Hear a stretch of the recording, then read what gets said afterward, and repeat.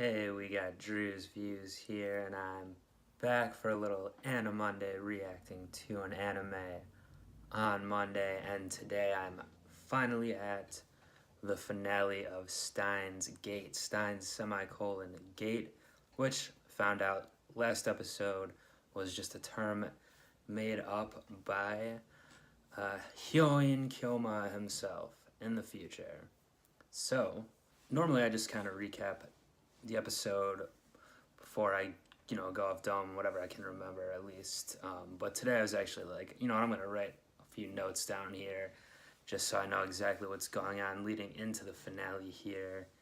And, remembering everything that's important. So, Hyoin Kyoma, I didn't write out all the O's and U's and whatever, but is needed to go back in time to save Makasa, his one true otaku version science love. He was sent at the behest of himself from the future by Suzuha, who takes her uncle, which I was told in the comments is a bit of a non-accurate translation, but takes her back to the scene of Kirisu's stabifying end, which was at the hands of her own father, the bad professor.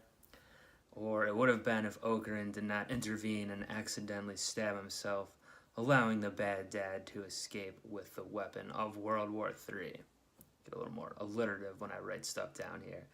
But, speaking of, Daru's daughter reveals that this event was necessary to hear the recording from himself, and now he must go back and trick himself into thinking she's dead while still saving her. So, that's what I wrote. I think I got that all right. That's basically where we stand now going into the finale. Oh, also, he wanted to give up at first, but Mayushi got in there and slapped her boy up to get the motivation going again, so he's ready to do it. How's he going to do it? I don't know exactly what the trick's going to be. Sure, it'll be clever. Will we get to hear Mayori's classic catchphrase one more time or a few more times? I need some tutorus to go out on. Will Okurin finally stop seeing death around him all the time? I hope so. Will we see all the past and present lab members in this episode? I was postulating last time maybe like a montage or something. I don't know, because they don't all seem to fit in this, where it's going right now. And will I still be struggling to piece it all together through the very end? Let's go ahead and find out as I react to Steins Gate episode 24, Achievement Point. Sounds positive.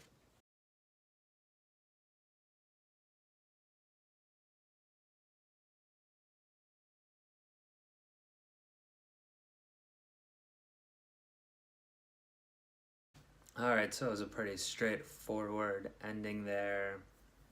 Plan worked. I guess the initial plan was he had this fake blood and that sword all along, the lightsaber thing, but conveniently it dried up, so he had to take it to an extreme level, as is befitting for a series finale there, or a season at least finale. Gotta go extreme. It worked, and then they found each other in the end, but who knows what the future holds. We still got teased on who Daru's baby mama is, but apparently Suzuha is joining them in 7 years, and that's a nice little sequence for him giving out all the badges to all the people who can kind of remember the Steiner reading ability, or whatever you call it. They all can somewhat remember in like a dreamlike state, I think, the events that happened to them, but of course Okurin's the only one who truly remembers everything. But yeah, as a whole, I really enjoyed the show here. Definitely, it was kind of a little different from first half to second half. A lot more lighthearted in tone, more comedy in the first half, but also a pretty slow build into the action at that point. Then from, I guess, like the first time Mayori dies, which was very surprising at the time, especially how it went down and who did it. And then it really kind of moved forward more quickly the second half of the season, but it was also different, more about Okurin trying to save her, and then Makasa obviously toward the very end, but more being kind of trapped in the cycle here. And yeah, it's definitely a show where all the characters, there wasn't a huge cast of characters. All the ones that were ever introduced, for the most part, did end up being pretty integral to the storyline and the plot there. Yeah, and it definitely seemed to be pretty scientific. You know, they were trying to use. I know CERN is a real organization. Obviously, they're taking liberty on its nefarious deeds in this show, seemingly, but Steins Gate, the show, is trying to use kind of realistic sort of examples for this kind of how this time traveling would work. So interesting stuff there. I'm gonna need a little more time to sit with it. Probably to give more thoughts on the show as a whole, which I'm kind of trying to do a little bit right now. Obviously, like I said, the finale itself here was pretty straightforward. Nothing too surprising. I do like how it had basically a happy ending.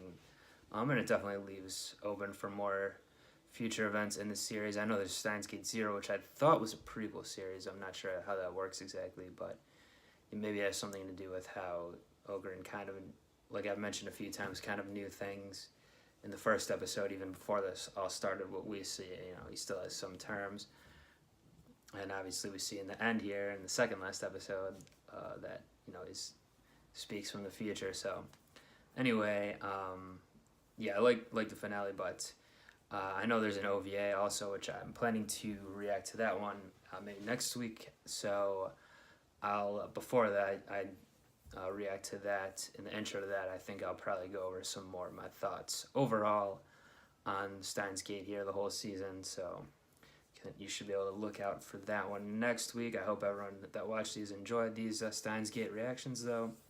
And stay tuned for other things I'm going to do in the future for Anime Monday, reacting to these animes on a Monday. Obviously, if there's any suggestions, you can leave those in comments too and things like that. But yeah, thanks everyone for watching. Do subscribe if you like these. And until next time, time's up. Peace. ありがとう。